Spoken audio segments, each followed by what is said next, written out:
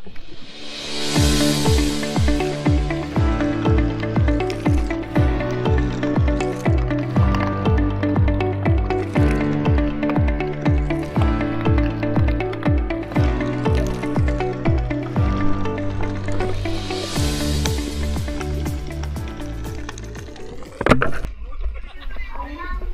yung katrupan natin sa pamana mga master. Yan yung mga kasama ko. Kahit malamig hindi nagdadamit yan, mga magaling dyan sa pamana.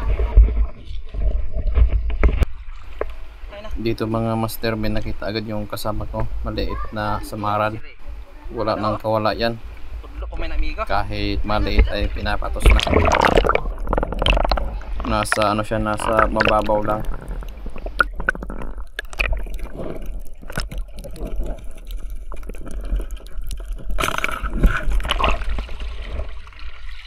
Yay! Nasa tuhod pa lang pero may kuha na. Good. Unang sisit natin mga master, nakita natin yung bugsyong. Bawal yang kunin.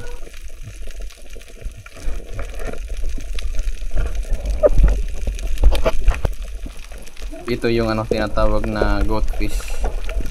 Masyadong malikot kaya hindi natin yun napana. Dito may naka ano sa baybay kaya natira natin yan. Ayun, hindi pa nga natamaan. Sayang. Pero may ano, may isa ditong manitis. Ayun, naka ano lang. Yan, natamaan yan. Sarap yan sa paksiw at sinabaw. Ito master, ito yung tinatawag na stonefish. Hindi ako kumukuha yan, pero yung kasama namin kinukuha yan, kinakain daw yan.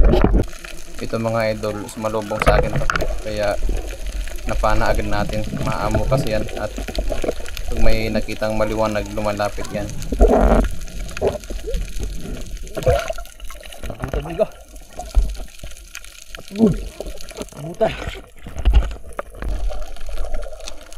At yung danggit napana natin, kaso may kasama pala siya. Ayun o, parang tinamaan yata. Ginampot ko na lang kasi may tama sa ano, ulo. Kaya siguro na kilo. Ito mga idol, sa maral, maliit pa pero pwede na yan. Masarap yan sa ano, sinabaw na. Marami talagang danggit dito sa spot namin. Halos danggit lang yung natapanan natin.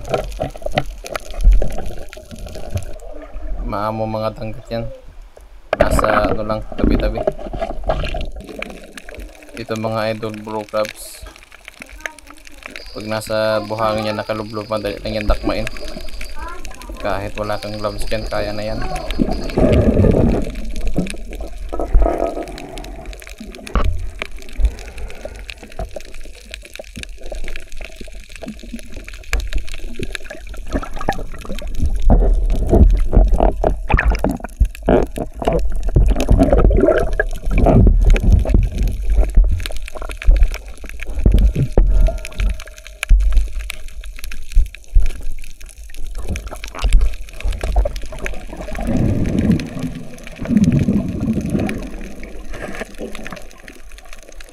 Hindi ko kinuha kasi nakakalason daw yan, delikado daw yan, kaya pinabayaan ko na.